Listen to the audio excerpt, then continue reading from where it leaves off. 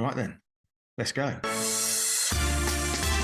Hello everyone and welcome to a very special episode of the 2-on-1 Powerchair Football Podcast, powered as always by our brilliant partners MK Batteries, live from St George's Park, the home of English football. Just a quick word on our incredible sponsors MK Battery. Their impact goes far beyond supplying the batteries that power our chairs. They've played a crucial role in developing the sports infrastructure, supporting grassroots initiatives and elite competitions across the country. Their ongoing commitment to inclusion, to innovation and growth continues to strengthen Powerchair football at every level, and we're proud to have their continued support and backing for this podcast. This week, fairly significantly, the English and the USA Powerchair football national teams have convened here at St George's Park for a joint training camp, a week of collaboration, development and high-level participation ahead of two upcoming tournaments for England. It's the final fine-tuning ahead of their FIPFA Nations Cup title defence in September. For the USA, it's all about building momentum towards November's America's Cup, where they'll be aiming to retain their crown.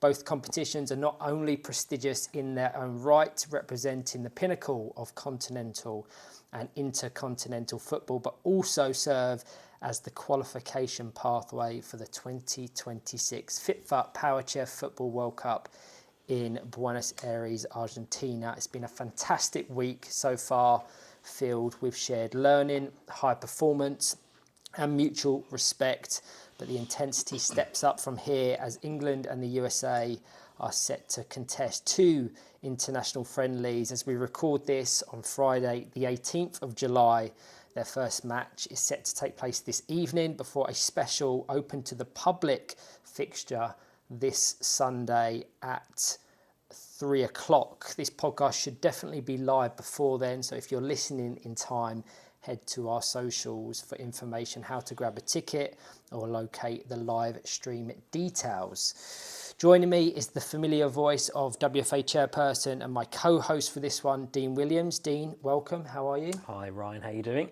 Very well, thank you. Good. And now on to our special guest, the man leading Team USA into this international doubleheader, as well as the America's Cup and potentially the 2026 World Cup in Argentina. We're thrilled to be joined by the USA national team head coach, Tracy. Tracy, a huge thank you for making the time. How are you? Wonderful. Thank you, Ryan, for having me. And Dean, it's exciting to sit down with you and have a conversation. Exactly. Absolutely. So before we unpack your role with the USA national team, I want to go back to the beginning almost and understand the origin of Tracy Mayer. So to start us off, can you please tell us a bit about your background, how you first got involved in the sport and your journey as a coach so far?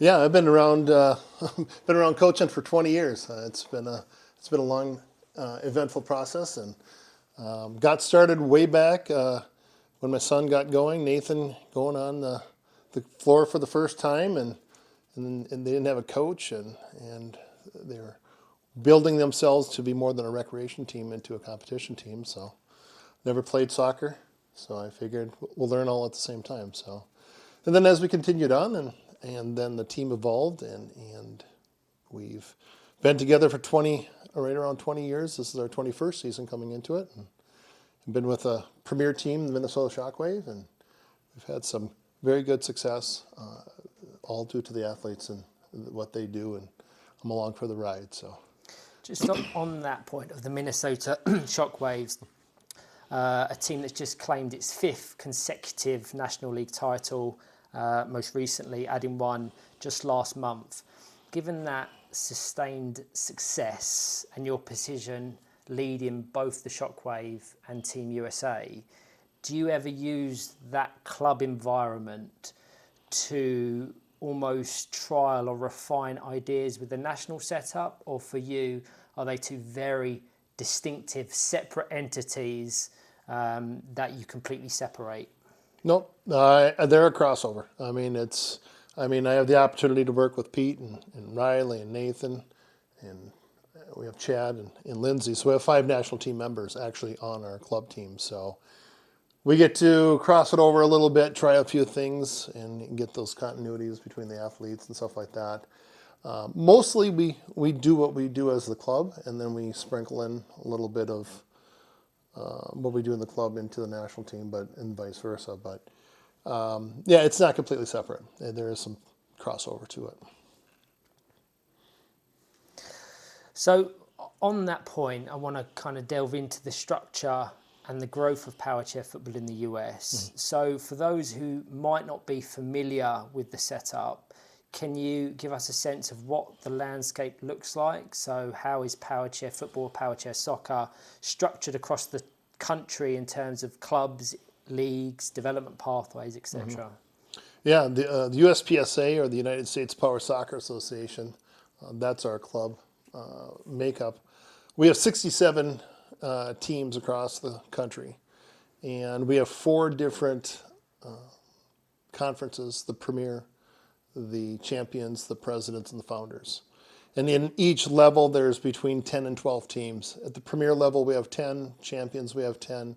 The Founders and the Presidents, we have 12.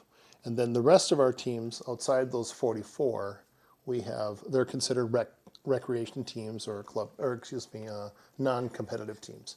So they're the ones that are just starting up, getting going, and not ready for competition. So once they're ready we get out there, we get the teams formed.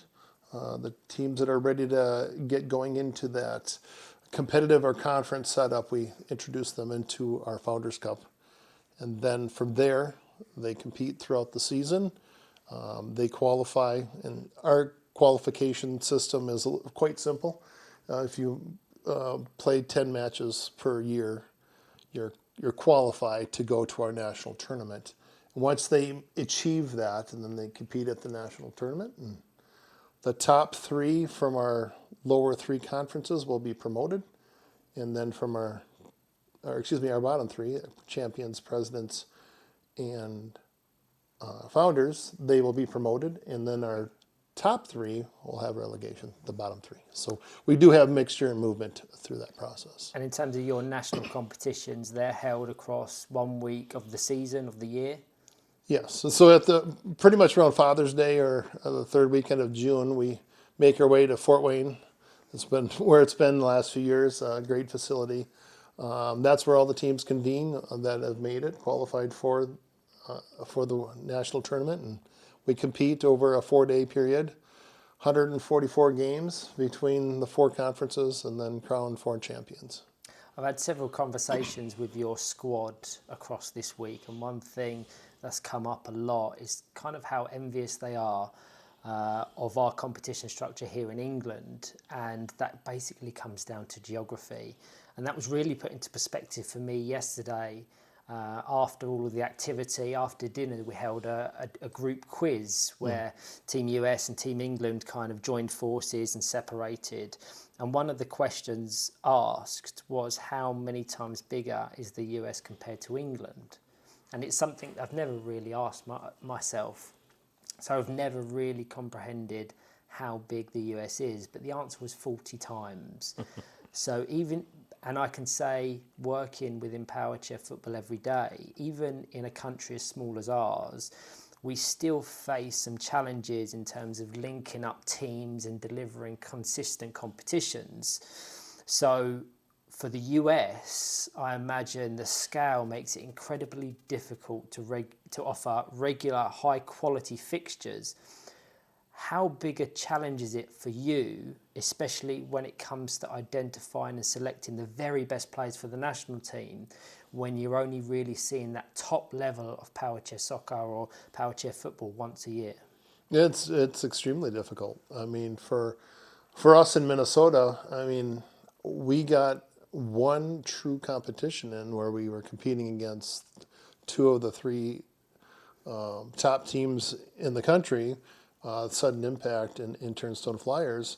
We had to travel 8 hours, and we got to play 1 game against each one of the teams. So it's very limited. So yeah, I mean, I watched the WFA on YouTube, and yeah, your structure and your setup is wonderful, and it's something that I know here in our future board working on that. We're trying to figure out how we can do more regional connections or regional action, regional tournaments, and everything like that. So we can start building and getting a true aspect of these athletes or these teams deserve to get into the national tournament, rather than just say, oh, you play 10 matches. Like we played, of our 12 matches last year, we played 9 of them. We played at the premier level, and 3 of them were lower tiered levels. So we're just playing to get some matches in. So yeah, that the geography becomes very challenging, and then it becomes a very big limitation in seeing those athletes. So we assistant coaches are U.S. Soccer are flying. I mean, Steve's there. Our other U.S. Soccer coach, Peter, U.S. Soccer flew him in so he could be there for a week and just do a straight analysis of our athletes, of where they are, and the player pool, and so on and so forth. For sure. How long has your structure been, what you've just described, Tracy, how long has the structure been like that? Has it been like that for a long time, or have you just moved to that quite recently? The four conference. We've been that way for probably, I think it's about 12 years now. Okay, so pretty stable. Yeah, the USPSA has been around. This will be the 20th year overall. Yeah. As USPSA. So when I say we're entering our 21st season, when it's about that, it's that time frame, pretty much from the beginning of when USPSA officially became to where we are today. It used to be a 2 conference system, 1 and 2, tier 1, tier 2. And then at that time, there were only about 25 teams, 30 teams. And now we've almost doubled in that process. And as we gotten bigger, that's where the structure came into a 4 conference system.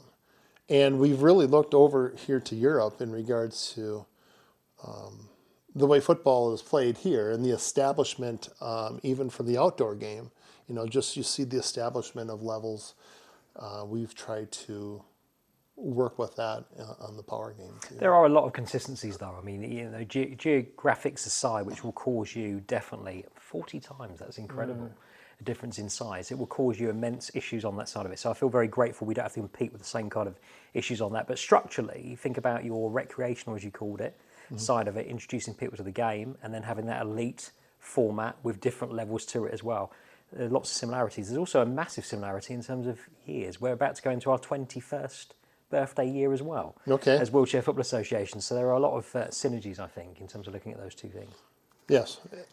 So back to your role as US head coach, then you use the championships and your nationals as an opportunity to identify players and the potential of players.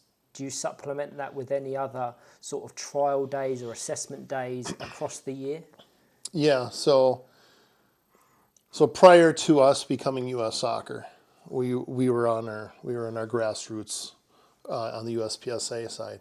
I was a part of the team when Nathan was coming through on the early stages of it back in the 17 World Cup here in Kissimmee in the United States. I was around the team then. I did a lot of officiating and so on and so forth. So I was around the athletes and familiar, and then just my history of being around the athletes. Most of our athletes on the national team currently have been around the sport for that long. But yes, we have multiple training camps throughout the year, and we bring them in. We have ID camps. Nice. We'll have ID camps more in the non-competitive year. This being a competitive year for qualifiers, and next year being for the World Cup. Of course. Last year, when we had the anomaly of having 1 year of ID, because we had the short window from World Cup in 23 to the 26. Last year was strictly an ID version. We were bringing in more athletes, seeing where they were in regards to what we saw on the floor, in regards to there's the capabilities or the thoughts of everything, and then drawing them in for those camps to bring them in, along with our senior team, to see how they mesh with them and see if they can handle the speed of the international side of it. I think that progresses nicely onto the relationship you now have with the United States Soccer Federation. Very similar to us in England, we've established that really strong connection and bond with the national governing body. So for us, it's the Football Association. And I think in each cases, it has brought a level of backing, funding, resources, visibility and structure to the national teams. Can you talk about how that first came about with the US? I know it was just before your appointment as official head coach, and what it means for yourself and your players to put on that badge and represent the US as one of their extended national teams. Yeah, most definitely. Yeah, I mean, it's been this process. We just became the USPSA's Team USA became U.S. Soccer just a little over 3 years ago, and that process was a lengthy application and interview process when Steve Everett, our president at the time, and the board reached out, and we've always been part of U.S. Soccer for a voting member as a DSO or a disability organization. Once there was that opportunity to become a national team, they went through that process, and as that process went through, we hit the milestones, and then eventually became part of one of the 27 national teams of U.S. Soccer. So as that process went on, and that was shortly before the 23 World Cup, that it was February of 22. From that point on, there was that building of that, or getting that connection put together. And at the time, Coach Hayes was the head coach of the team leading up to the 23 World Cup. And as U.S. Soccer was bringing things in, they ultimately opened up the process to an application process for interviews and everything like that. That was a lengthy process in regards to it as well.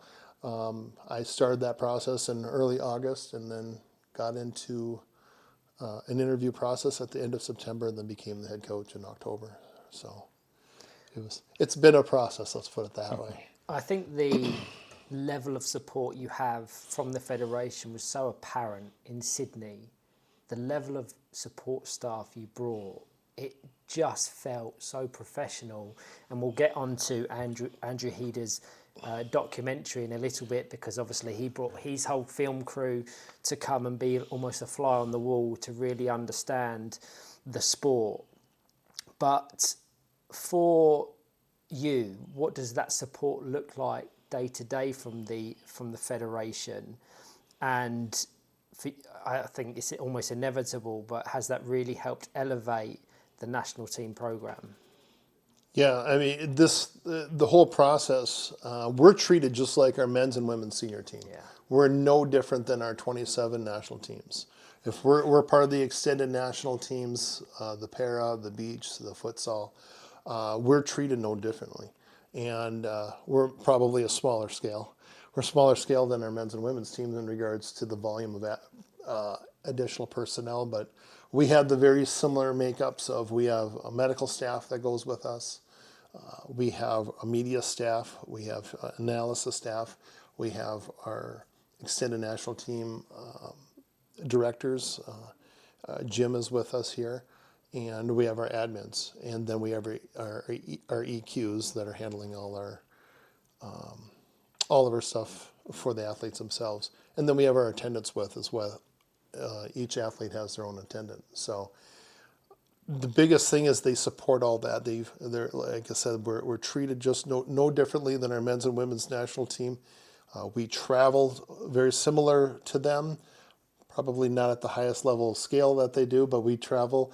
We're in the hotels that we are. We have the same guidelines. We have the same structure with our partners and sponsors of with Nike and Volkswagen and everybody else. And we're treated no differently, and we have the same expectations to us as well. Something I feel very grateful about, and absolutely from chairperson of the WFA, I'd want to say this. I never take that relationship that we have with the FA in England for granted, because I was invited by FIPFA at the Club World Cup to come over and talk alongside the FA with the relationship that we have.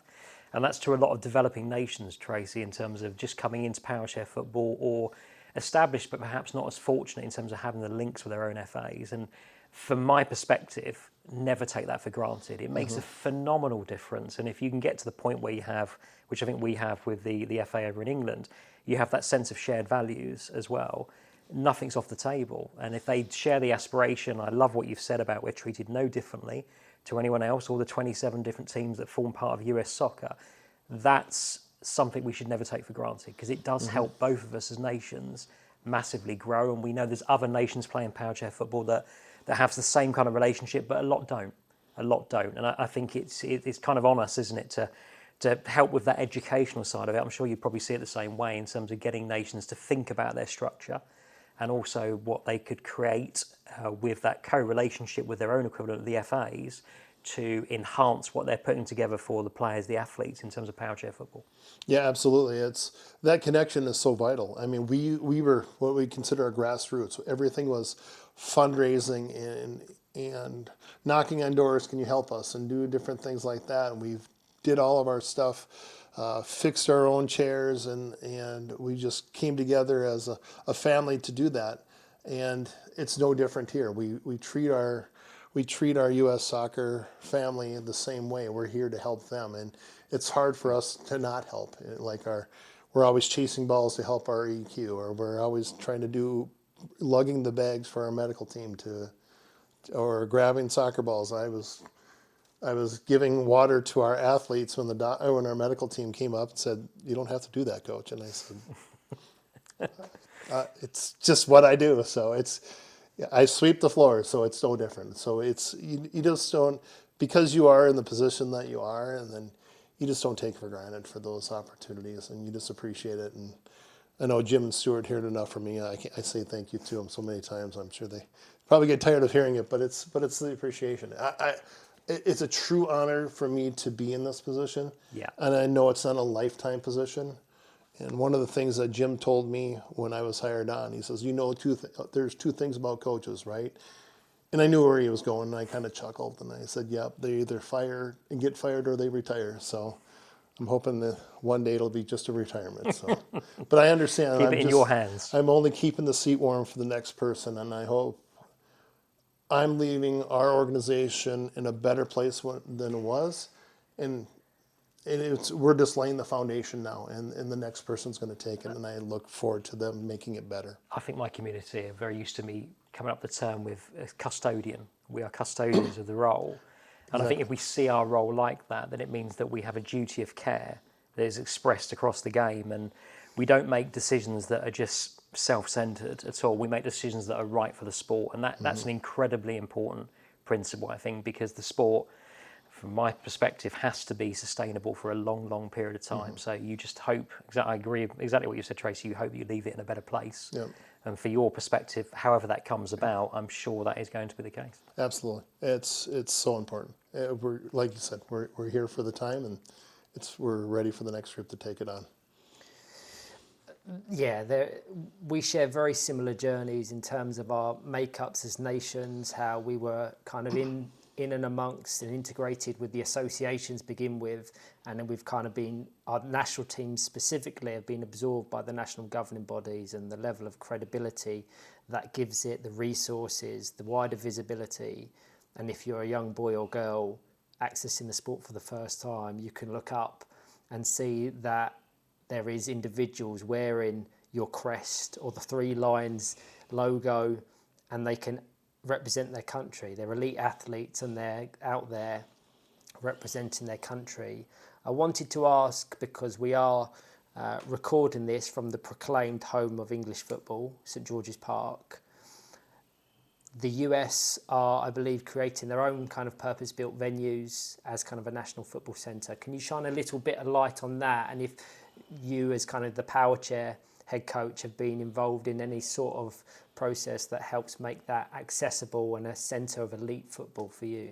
Yeah, I mean, first and foremost, since we've been here in St. George's Park, It's a fantastic facility. It's great in regards to it too has the very similar feel to what we're going to have in our National Training Center. That this is the everybody is one. We're all soccer players, football players. I try hard. You and me both. You corrected yourself. It's fine. It's the place where when you're walking by professional club players in the outdoor game to other para-athletes, and then just seeing the history in each room that we've been in, just seeing the history here. It's been eye-opening, and it's really great. And it's one of those things that we're excited for. In April, the goal is in April of next year that the Arthur Blank National Training Center for U.S. Soccer is going to be opening up, all in line in the hopes of prior to the FIFA World Cup next year. Of course. And we're excited. I've had a very limited role. I mean, I was asked to give my wish list of, nice. And in regards to what we want for Power Soccer, and I gave 6.5 pages, so it was. They told me to shoot for the moon, so there's nothing wrong with that. It's, but we right here in March of this year, we went to one of our events. It's an annual event called Adapt and Thrive, and what it is, it's our extended national team. I would say it's our banner get together to represent. We as the Power team and one of our CP teams and one of our deaf teams come together, and then it's getting we have our president, our CEO, and other board members coming in, and sponsors and partners and everything. It's just a huge event to bring our teams together on the extended side. So the excitement for that and the conversations and the goal for us next year is to have our first training camp in 26 to be at the new facility. Wow. And it's a dedicated area for futsal and for power, very similar to what is here. And it's just, we got to visit the site, and it's amazing from when they started in October to what they have completed up to the point in March. I mean, there's vertical structure. There was lots of steel going up and everything like that. So you could see the shell of it being put together, and just the awe of the size of the park. I mean, you look for, feels like forever, the number of fields that are eventually going to go in there. You see the template where the stadiums are going in. And now the irrigation's going in, so it sounds like they're on track for April of next year, and so we're excited to see that. So I don't know how many of my bullet points of the 6 pages got in there, but I know our locker rooms are large enough. They're with the soccer. There's our senior locker rooms for the men's and women's. Then for our other locker rooms, there's one locker room that's specific for power. Others are using it, but it's larger, and then my hope and goal is hopefully the appropriate chargers and all the electrical gets in there, and it sounds like that's happening. Well, speaking to Jim, he was basically saying this is the first phase, and they've got the options and the potential to expand and grow as the years go on, and that's been very much the case here at St George's Park. We've already spoken about the world-class facilities, the hotel, the pitches, but at the start of this year, the Football Association announced St George's Park 2.0, which is essentially an extension of the current facilities. For those that don't know, it's set on a large expanse of land in Burton here in England, and they have the options and the flexibility to really innovate and create new facilities. And I know through that process, they've very much wanted to get consultation from the various impairments. So I have no doubt that US Soccer and the FA have consulted at certain stages of the process, because we've created this. This is one of the most successful footballing centres, not just in the country, but anywhere worldwide. And the fact that the US are looking to replicate that, have something on their own, but ultimately also have the flexibility down the line to expand and have their 2.0, shows that it's really exciting times for Powerchair football in the US. I think it wouldn't have got lost in you at all, Tracy, I'm sure, but it's the inspiration and motivation that brings as well. I always think that I've been here several times and never get bored. Never. I don't play the sport, but ultimately the reality is every time I drive in, I have that sense of, wow, this is something pretty awe-inspiring. And it sounds like you'll create something that's the same. And I always think about the players that are not part of what we would call our development squad and also the elite squad. There's an aspirational element that comes with that for other people that want to be part of that, and they push themselves and you get a little bit more. And I think, I often think about those kind of things. Without that, would the motivation and the inspiration be slightly different? So I'm over the moon for you guys. If you create something like that, you actually end up getting even more quality from the players that you got within the United States, which adds to a tremendous amount of competition. It's great. Yeah, absolutely. I know when you make the last turn coming up the drive, you see the building, and it's going to be even that much more when it's completed. It's kind of the coming up the curve of the road here and you're seeing bits and pieces of it with the fields that are in the first part, and then all of a sudden you see the structure, and then we've walked the grounds, and it is world class. It's thoroughly impressive, and it is exciting. And I've heard our players talk about it. This is what we're going to have. Yeah. We're going to have this. And that's excitement. Besides the World Cup, our athletes are just as excited about our new home. It's great. It's what you want, isn't it? And you'll get more. You get even more, even when we think that's not possible. Yep. We've got elite athletes, but it's amazing, isn't it? That extra 2, 3, 4, 5% that makes a difference just because of how somebody feels about coming into a certain arena and a certain campus. Yep, it's the pride of being home. And all you see is the history of all of our 27 teams spread out on the walls, very similar to what we see down in the facilities down by Futsal Hall. It's thoroughly impressive. I mean, yes, I'm from the U.S., but I thoroughly respect and honor what England has accomplished. Just seeing that, yes, you roll down the hallway and you just have that feeling of, I want to do it too. Let's get into this week then. Mm-hmm. So, very significant for both national teams. Can you just shine a light on how this week came about and what the experience has been like for you here at St George's Park? Yeah, it's about a year ago is when this started. I actually reached out to you, I think, on the first email because I wasn't sure who to talk to. And I think Adam was just coming into the role of head coach and right around the time of what it was. And I went to Jim and I said, Jim, our senior director, and I said, we have the opportunity to see who we are amongst each other, but we really don't know how good or where we truly are strategy-wise and athletic-wise.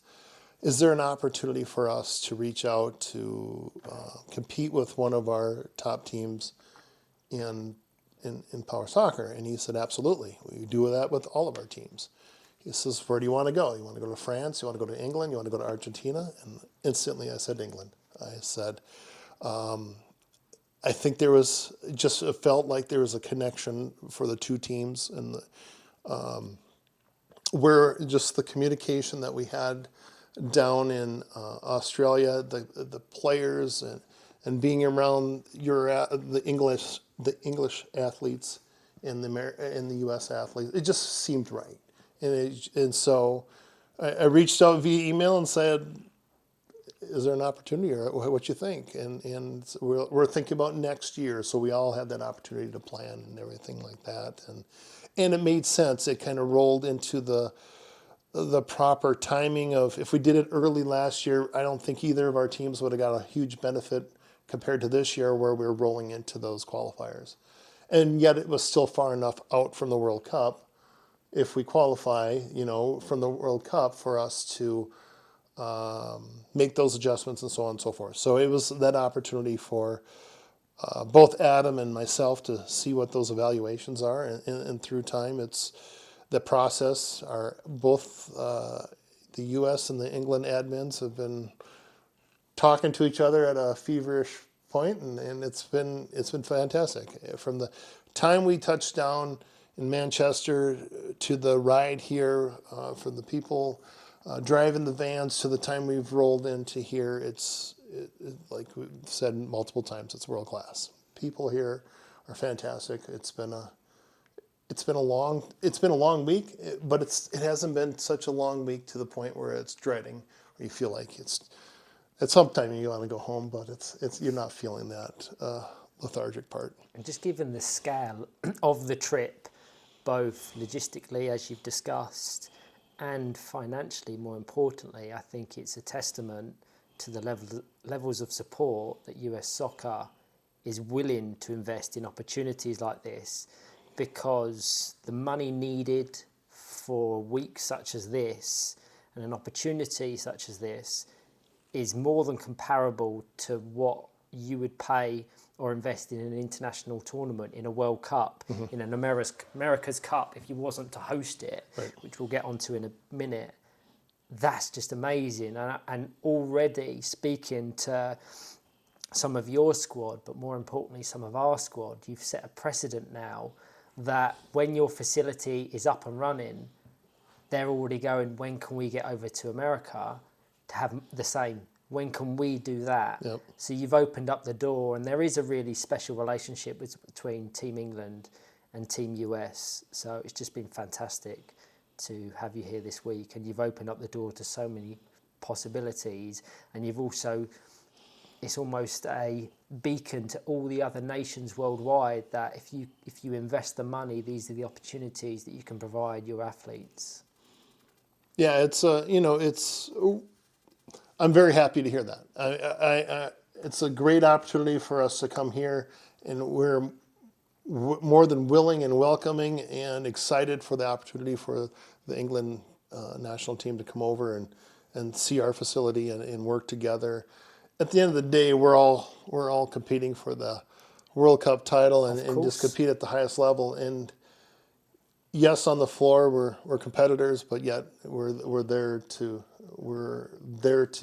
in certain ways we're helping each other. But yeah, when it's all said and done, we're all trying to achieve that same thing. But there's nothing to push anybody down to get to that space.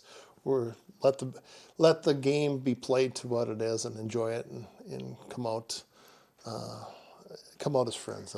I think that you're very right to highlight that, because whilst there is a level, I think I said it at the top, it's mutual respect, but ultimately we are competitors.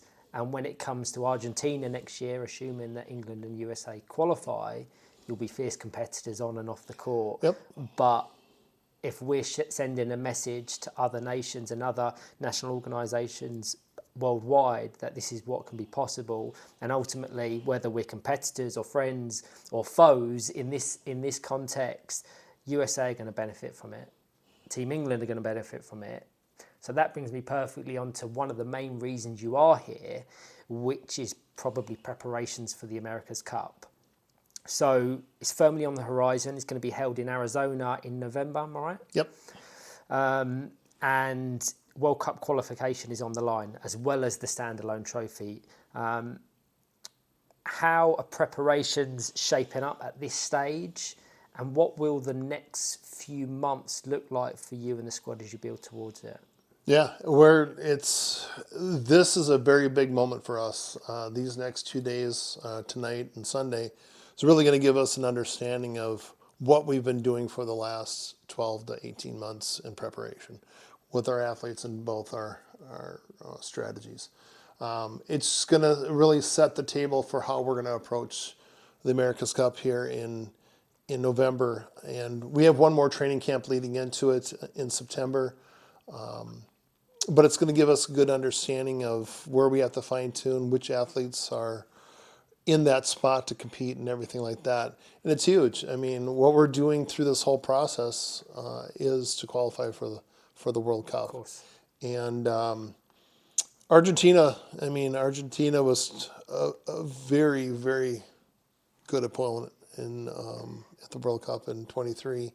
Canada's coming back. Mexico's brand new. Yeah. Uruguay they're solid. Brazil, they've been in and out of competition just for a variety of reasons. So it's it's going to be challenging, and I don't say that with any.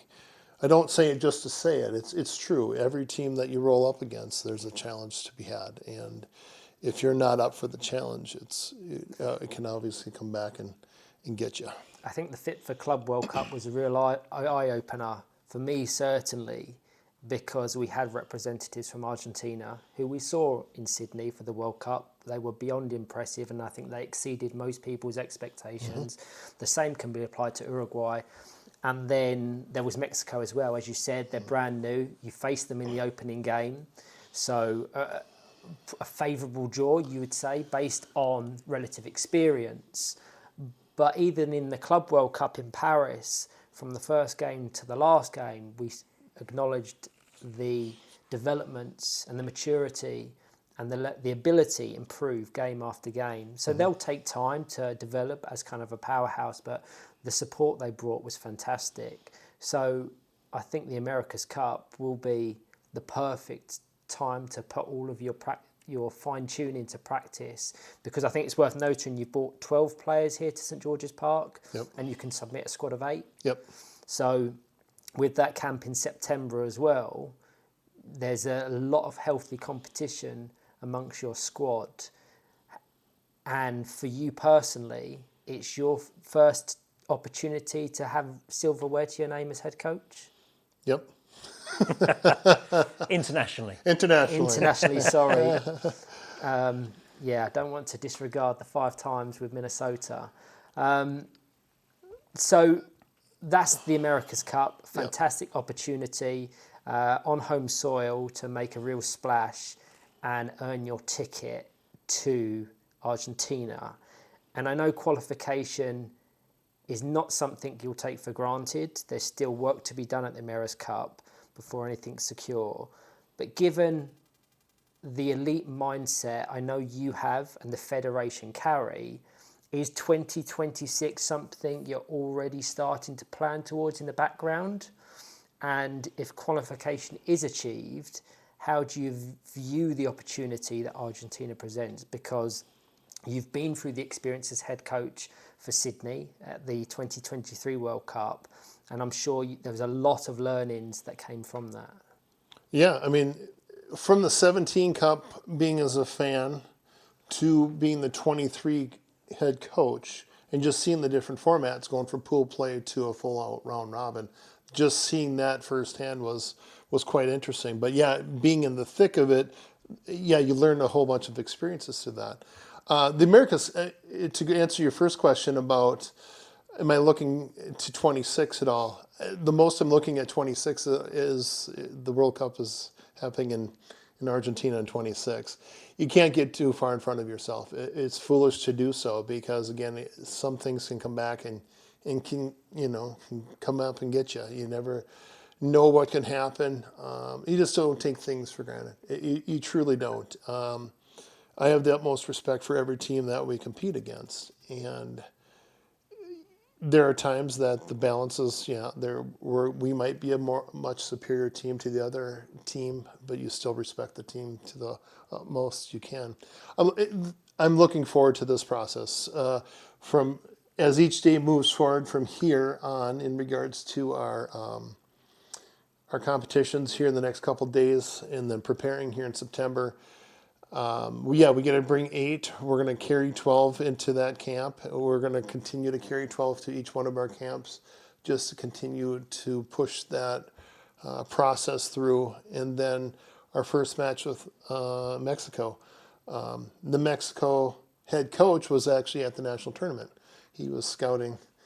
I saw him up in our championship game. In the semifinal, he was up there videotaping our game. So he's got film on us already. So we're looking forward to the competition, and yeah, they have a great following, and they really do. And the fans in Mexico, from their senior team to all their teams and their club teams, they love soccer, and so yeah, I'm trying not to get ahead of myself, and that's the biggest thing. And it's not a cliche answer or anything like that. There's so much to worry about what's in front of me that something such as a chair. One of our chairs had a motor went down, and one of our athletes, was working in a backup chair by one of the England club teams here. So it's one of those things you just can't get too far in front of, and sometimes you just gotta be where your feet are and not get too far ahead of it. So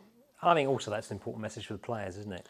Because you don't want players getting ahead of that. So if you translate that message, Tracy, to the players to say, look, the only thing that matters right now is this. Yep. What's in front of us, so to speak. That's a really critical message for them as well. Absolutely, and we have things on the board. We have quotes on the board all the time, and some of it is you can't change what happened. You can only focus on what's now, and don't worry about the future. And so you just got to keep it all in perspective, because if you're just thinking about, oh, I just gave up that goal, and I say this all the time to our athletes, we give up a goal. I said, how are you going to react? Right? They're all dejected and all that, and they're all ticked off and all that. And what's the first thing they do? Turn the ball over, and now they've got pressure put upon them. Same thing if you score a goal. How are you going to react? You're too high and all that. You're all giddy about that, and all of a sudden, boom, they've put enormous amount of pressure on you. So you got to stay in the moment of time. So absolutely. It's always about your, as I call it, your next move. Yep. When something happens, whatever's happened, what's your next move? Yep. That's talking about the quality of response and reaction, isn't it? Yes, absolutely. Can I take you back to Sydney just quickly, because that was such a significant tournament that we've spoken about at length in terms of the production value, the quality of football, and whilst ultimately it didn't necessarily go your way because you have such high aspirations and wanting to take that gold medal home, but looking back now, what stands out from that experience as your first tournament as head coach, and how it shaped the team moving forward? Yeah. We even had conversations after the World Cup. The first thing I saw, and it was pretty much immediate after, and even probably during the award ceremony, is we were too one-dimensional. We were just not in that space of we weren't very dynamic, and so I learned way back in the first years when we first started out in our first national tournament way back. We had one play. It worked through the regions and qualifiers, and at that time we had qualifiers. Got to the national tournament, didn't work, and from that point on, I always said to myself, I'm not going to be the same as I was before. I'm always going to continue to evolve and continue to learn and stuff like that. And from the World Cup in Sydney, it was interesting for the volume of games that we did over the short period of time. Managing a roster of 8 athletes, well, actually 7, because Natalie at the time was quite sick, so we only had 7 available to us in the initial part. So you're balancing minutes. I mean, I even had it down to 4,400 minutes in regards to how many minutes are you going to do with the 4 players doing this at this time, and so on and so forth. Managing that, managing health, our working with our medical staff and everything like that. It was a very much of a learning experience for me, and I leaned way too much on my club experience from a coach's perspective. That I didn't. What caught me in regards to leading into the semifinal match with England, that I caught myself after the match going, I saw it, but I didn't react to it. So there's a lot of things that you learn from what you did, and now you're a little bit more prepared for the next step moving forward. So it's why I wanted to ask you at the start how your experience with Minnesota Shockwave translate to the US and vice versa, because they're two very separate entities, but they're so intrinsically linked because they're power soccer, and a number of your players play for both of the teams. So it was really interesting. One of the main reasons I wanted to bring up Sydney is because of a documentary that's coming up. For those that aren't aware, a trailer for a documentary called Power, directed by Andrew Heder, was recently released.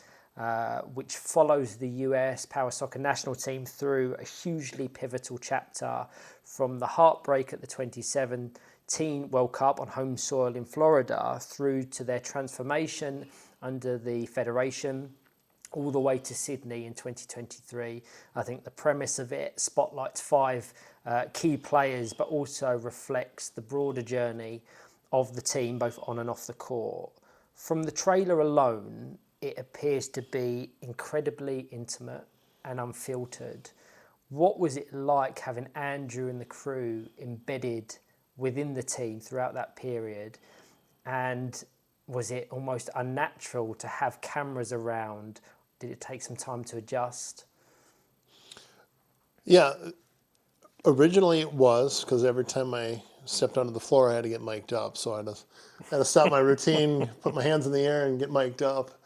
But after probably about a minute or two, you just forgot that they were there until you turn around and you almost bump into the camera. But for the most part, it was a pretty seamless process. And Andrew and Jesse and the group were fantastic. They became part of the family. They truly did. It was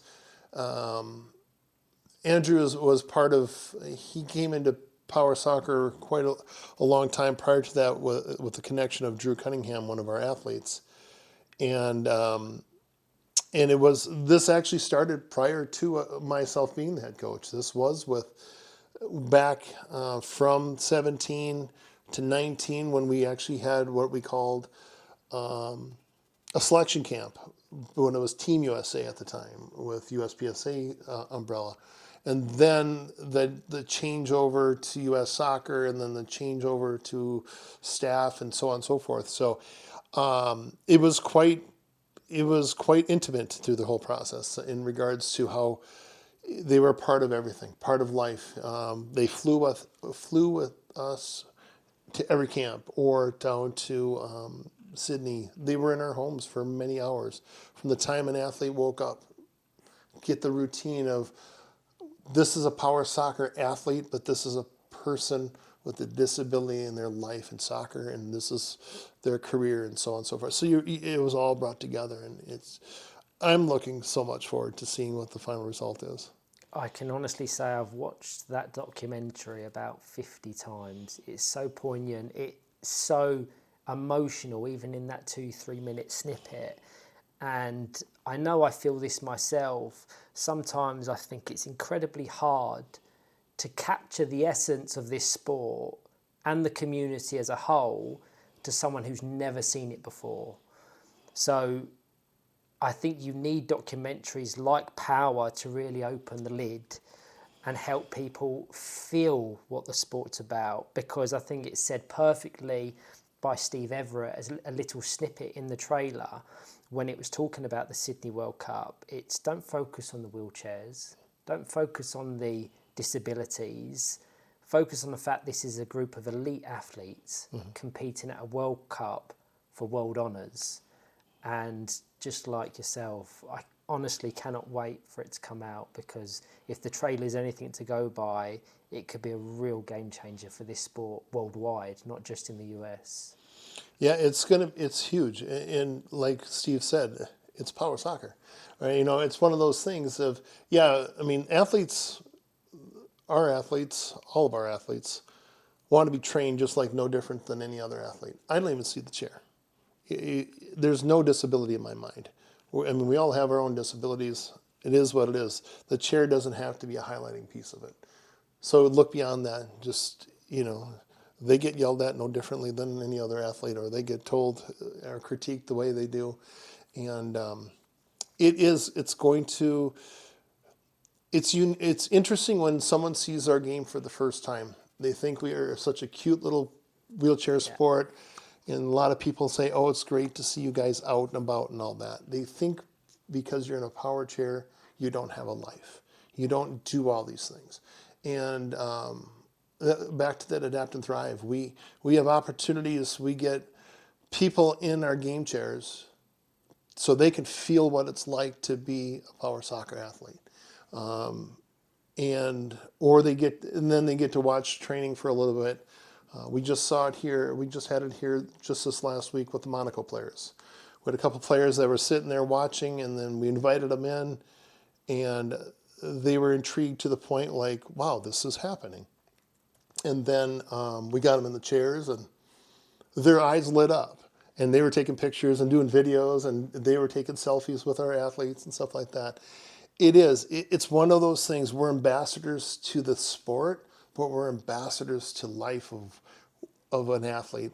That is, just because you're in a chair, it's no different than I think summed up, I couldn't agree more, Ryan, with the way that it's been captured. So personally excited again, Tracy, 2-3 minutes just seeing the trailer. There's some wonderful one-liners in there. Oh, yeah. Which you'd expect. But also from that perspective, summed up beautifully towards the end of the trailer by Riley, I thought.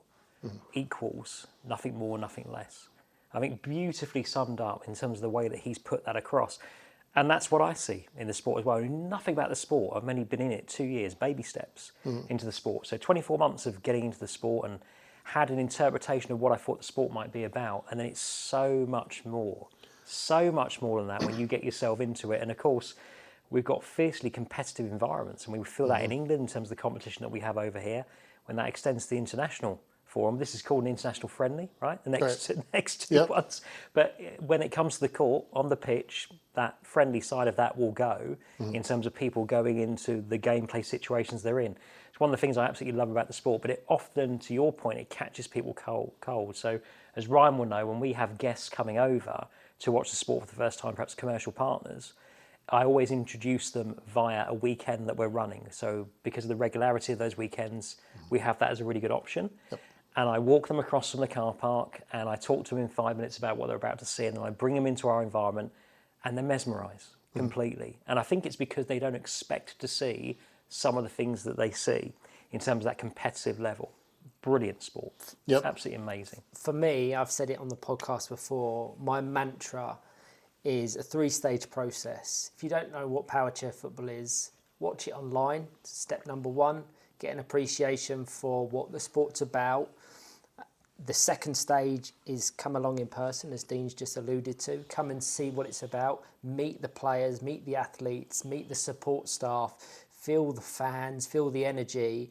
And the third stage is getting them into the chairs, as you just referred to with your Adapt and Thrive.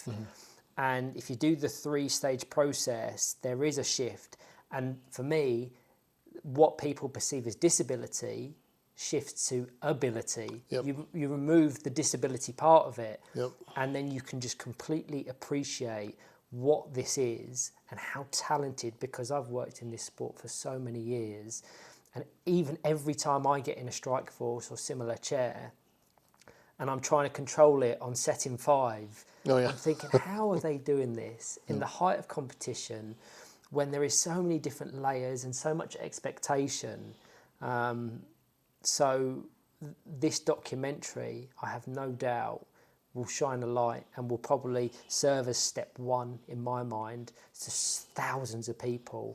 And then I would hope that from that, people will want to follow up that interest, whether coming in person, supporting, and then if they are to get in the chair, I promise they'll be captivated, they'll be captured for life. So we should say thank you, Tracy, because that, I agree with Ryan completely. I think it doesn't have to be a connection with the United States at all. I think because of the wide publication and production of that, in terms of us being able to see that and other nations as well, it will do every nation the world of good if they want to go on and play Powerchair football, Powerchair soccer. So it's a thank you from me for that, because I think, ultimately, I think Ryan summed that up beautifully.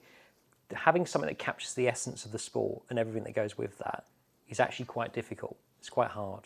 I think you've done that on the trailer beautifully. That is Andrew to the T. Yeah, I mean, it's great. Well, thanks to Andrew then. Yeah, and thanks to Andrew, because he funded everything up front, and all the way up to the point of U.S. Soccer supported the travels over to Australia, but everything was on Andrew. He saw something, he wanted to deliver the story, and it was that connection with Drew.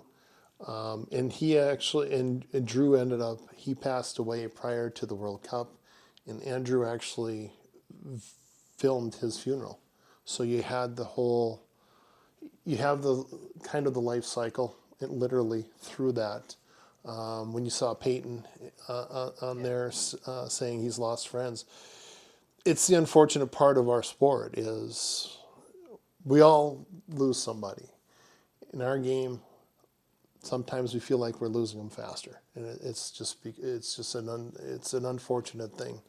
And hopefully the power will show just the whole beauty of everything, of life, sport, and life beyond. So it's really cool. I'm excited for it. So Do we know when it will be shown? I spoke to Steve. He said the back end of this year. Okay.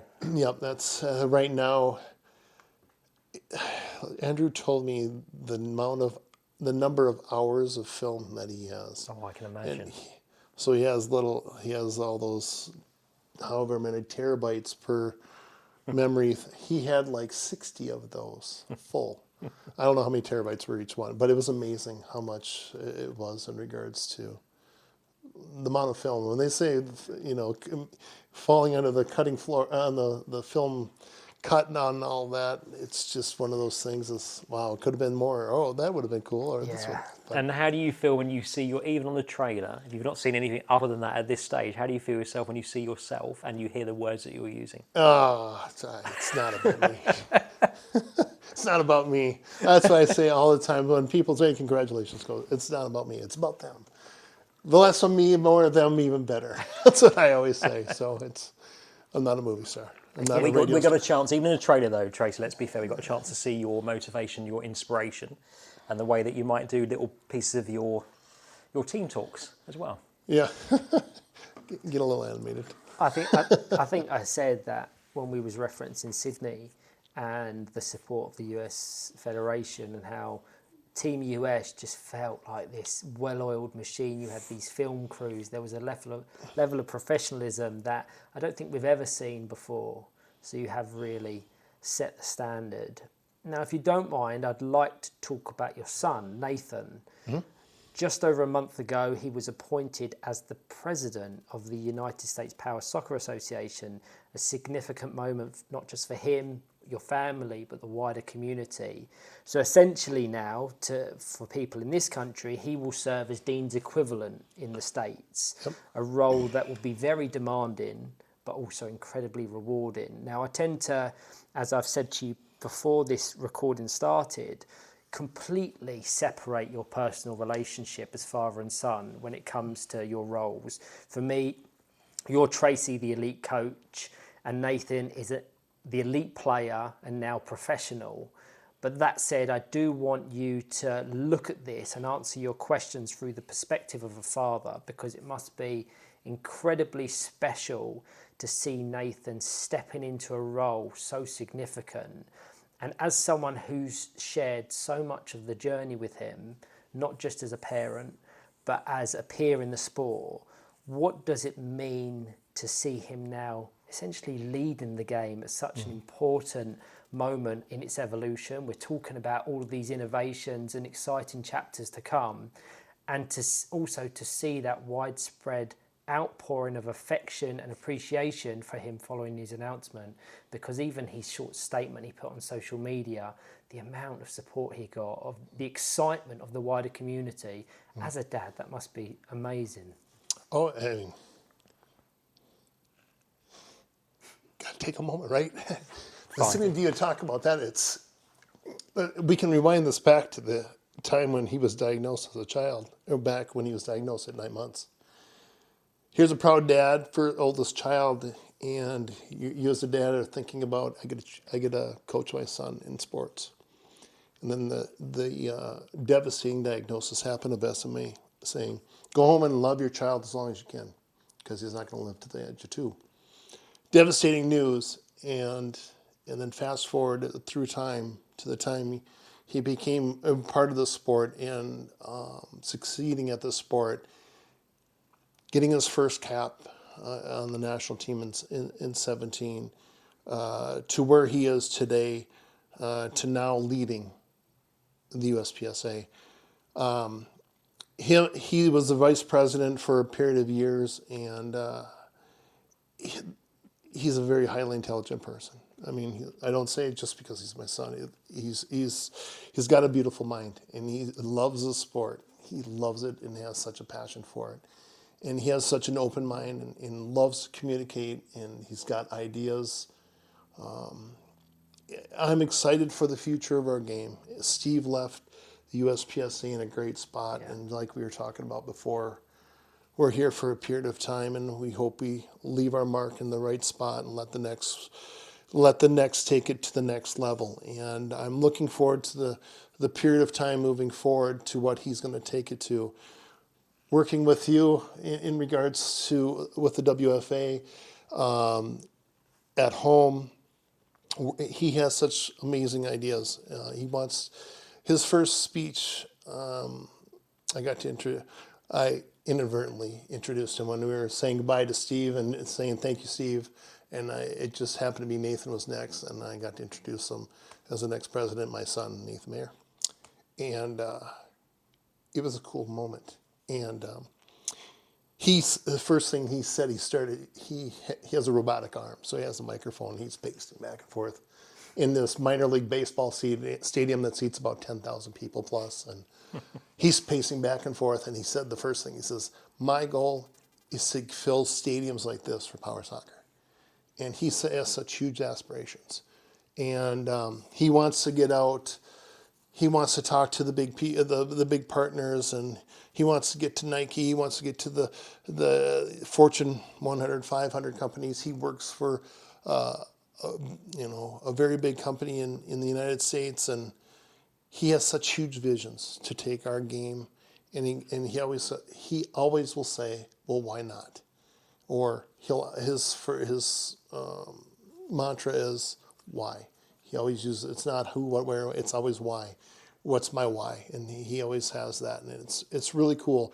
He's got some lofty things that he wants to drive forward. And sometimes I go to him, "Are you really think you're going to do that in this short period of time?" And he goes, "Well, why not?" So he likes to prove Dad wrong. So. But from a national team coach perspective, I've got ideas from a national team, and him as the president say, here's what I'm thinking about the pathways for our new future athletes. How can we connect this, and so on and so forth. And he, as an athlete that's gone through the process for the last 10 years now, when he first got onto the scene of national team, he's got ideas and saying, here's what I would suggest. For those players that are looking up or starting out and stuff like that. I've read your guys' pamphlets and books and how you guys have your pathways and stuff like that. So there are things that we're pulling in, myself, and he's got ideas. It's just exciting from the athlete to our referees to the corporate sponsorship. Heck, he wants to get into he wants to connect with Rocket League. Because everybody thinks we're Rocket League. Everyone. We had this discussion earlier this week, weren't we? Well, they were a big sponsor of the Florida World Cup, wasn't they? If we can connect that, because there is natural synergy. Mm-hmm. But when I arrived at St George's Park, Nathan was the first person I saw, and I took great pleasure in addressing him as Mr. President. And as you've already alluded to very briefly, he's so curious. He asks so many questions. He's asking how we do something, why we do something, and he sees real value in collaboration and asking how we do it in England, how they do it in France, how they do it in Australia and other countries around the world, and how we can take all those ideas and apply them to the football over in America to make it bigger, to make it better and more prosperous in the years to come. But you must be incredibly proud. And it's completely off merit because he's so bright, he's so intelligent and so driven. And I've not had the pleasure yet of meeting Nathan, but I will do later. Yep. And actually that transfer of knowledge is really important. So, as much as Nathan would get by being very studious, sounds like a great guy, by the sound of it, in terms of asking the right questions of Ryan and your colleagues, that works the other way. Cool. So to be around people who have an incredible aspiration around the sport, personally, as chairperson of the Wheelchair Football Association in England, I'd love that. So it sounds like Nathan and I have got an awful lot to talk about. Yep, you do. Yeah, and he'll talk your ear off. That's fine. I'll see you a couple hours later. Well, we do have a match later, so. Yes. That we do. So just to wrap things up, when you take a step back from your day-to-day and look at the bigger picture, where do you see this sport heading over the next couple of years, both in the US and globally? Part of my 5-year plan with U.S. Soccer, we've had to do a plan. Our sporting director, Matt Crocker, who is the head of all of our national teams, we all have these visions of the year-to-year and then the 5-year. There's the sport aspect of it. There's the national team perspective of we want to continue to build. Our goal is to be the number 1 team in the world, recapture our World Cup title. To me, outside of the competitive piece of it is expanding the visibility of our game. All of us are ambassadors to this game, just like we've done, like you've said, the 3 points of getting people see it, experience it, get in the chair and feel it. All of those things, the more we can get, the bigger the family becomes. And my goal is to get it on major TV in the United States. It's a huge thing. Especially, I'm really working here, hopefully something here at the end of at the America's Cup, leading into the FIFA World Cup next year. I'm working on Jim a little bit, do some more demos, get some more, or do some scrimmages or some friendlies with Mexico and Canada or whatever, because the 3 of us are hosting the World Cup. Why not do that? I know our CP team, our men's CP team, made it over to Qatar because they were doing different things for that last World Cup. Why not continue to try to build our sport? Ultimately, I'd love to see our game in the Olympics. It's something that we all haven't done yet. We've all been part of the World Cup experience, but then there's the Olympic experience, and that's a whole different thing. And what can we do to get over the finish line? What people need to be involved and get more athletes in front of the IOC and stuff like that. So yeah, it would be, those are my goals and aspirations from a sports standpoint and also from a visibility standpoint, because we got a lot of cool people to share. We have a very cool sport to share. There's no reason why more can't see it, because when we do get those people and those 3 points, like you said, welcome to the Power Soccer family, regardless of what nation you're from. You spoke about the FIFA World Cup, obviously hosted some games in the US next year. And for that, I just want to say huge congratulations to Steve Everett, who's now on the board of directors at the US Soccer Federation, who will no doubt play a very significant role in these conversations being taken to the higher powers. And ultimately, if we can get this sport up the food chain, up the ladder to the people that can really make a difference, hopefully in the next 5-10 years, we will see Powerchair Football, Power Soccer at the Paralympics competing at the highest level, because there's no doubt the level of exposure that will bring will, just because of the exposure that will provide, will probably dwarf anything else we've done thus far. Mm-hmm. Because whilst the World Cup in Buenos Aires and Argentina are absolutely huge to us, our biggest challenge, as you've already alluded to, is getting it in front of new eyes and new audiences, and the Paralympics would do that tenfold. So it is really exciting, but it does feel like we're heading in that direction, most definitely. Yeah, if it's something that we just don't think it's fast enough, it's quick enough for all of us.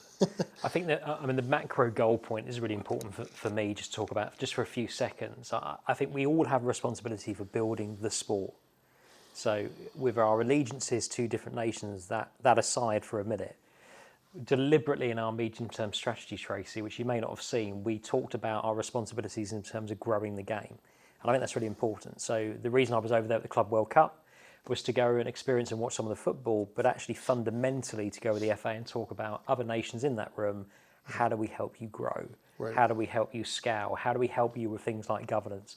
I don't want people to interpret that the wrong way. That's not an arrogant statement at all, but I think We talked at the start of the podcast, we talked about the relationships we both have with our federations, which we value immensely. And I think given that, and some of the other countries as well, that gives us opportunity to talk about models, governance, structure, process, that maybe for people that are going into it who are just starting off on their journey, we mentioned some of those during the podcast as well, it's important that we share that, because that's how we get our goals, right? We don't get in the Paralympics without getting those things right, because of fundamental factors in terms of visibility on our sport. So we have to all buy into that, and we all have to take our own piece of what's the bit that we can give to the sport to help that grow. There's nothing worse. We wouldn't do it here. You clearly are not coming across like that at all. And with Nathan's, given Nathan's role, there's no way that you will see it as an insular way of growing what happens in the US. The same as we wouldn't see it in terms of insular, in terms of what we're growing in England. Yes, we have that responsibility, but the macro goal of growing the sport globally is where we have to focus. Yep, absolutely, 100%. because we have the opportunity to do it. So Yeah. it's like you said, it's not arrogancy. It's we were able to. What can we do to help? Yeah. And it's gonna be a huge thing. So excited to do that. Yeah. Tracy, thank you so much for taking the time to join us, for your openness and your insights throughout. It's been brilliant to have you on the podcast for and during such a significant week for both England and the US. We wish you all the best of luck. Not so much in the friendlies this coming few days, but definitely the America's Cup, because I'm sure we both want to have the ultimate goal of qualifying for the World Cup next year, and maybe, and no doubt, face one another once again. For anyone wanting to watch England versus USA this Sunday, head over to the WFA social media pages where ticket information can be found, as well as all the live stream information. As always, a huge thank you to MK Battery for powering the podcast and supporting the sport at every level.